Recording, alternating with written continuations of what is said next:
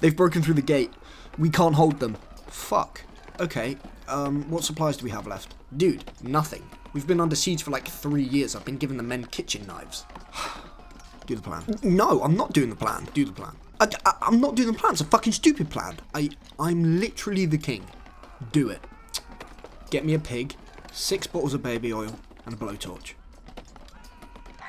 Holy shit. What you just witnessed actually happened in ancient Greece multiple times. During the siege of Megara in 266 BC, the Greeks were penned into their fortress by the armies of Macedonia. This was a particularly sticky situation because the Macedonians had war elephants, which were typically a universal, well, shit. This was until someone on the Greek side had a bright idea to This was until someone on the Greek side had the bright idea to light a bunch of pigs on fire and send them screaming into the Macedonian lines.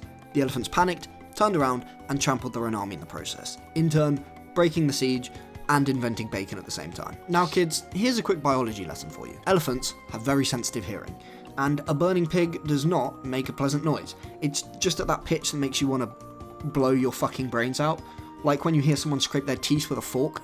Shut up! Anyways, the pitch of squealing pigs triggers a panic response in the elephants, which makes them like completely fucking useless, and boom, siege failed, try again next time. Maybe get some earplugs or AirPods.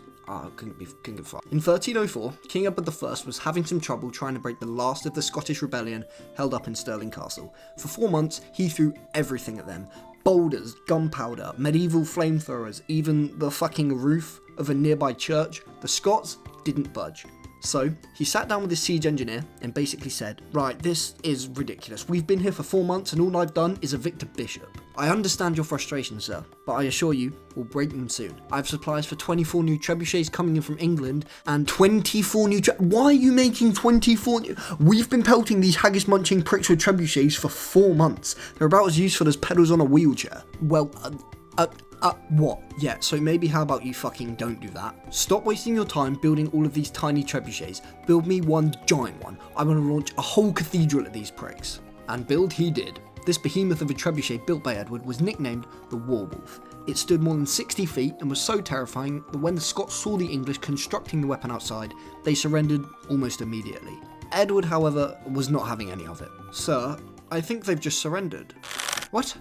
Well, they've raised the white flag, sir. During the Second Punic War, the Roman Republic sent a naval force across the Mediterranean to take the coastal city of Syracuse.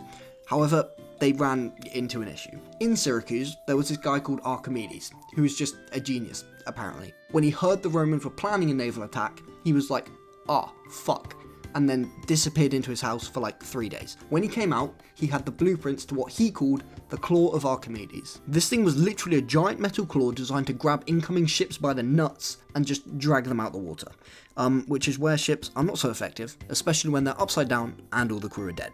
Or, actively drowning. After seeing their friends get slam dunked onto the rocky coast of the Mediterranean, the Romans just sort of stopped attacking and weren't able to take the city for another 2 years. Historians were never 100% on the logistics behind the concept of Archimedes' Claw, so in 2005, the BBC paid a bunch of engineers to just make one, and it worked, as described. So these things were definitely real, which is awesome. Ironically, after the Romans did take the city, soldiers were put under strict instructions to leave Archimedes alive, because they wanted to, pick his brain for more weapons of mass destruction. So one day, Archimedes was just getting on with his work, probably trying to make an atomic bomb or something, when a Roman soldier started distracting him.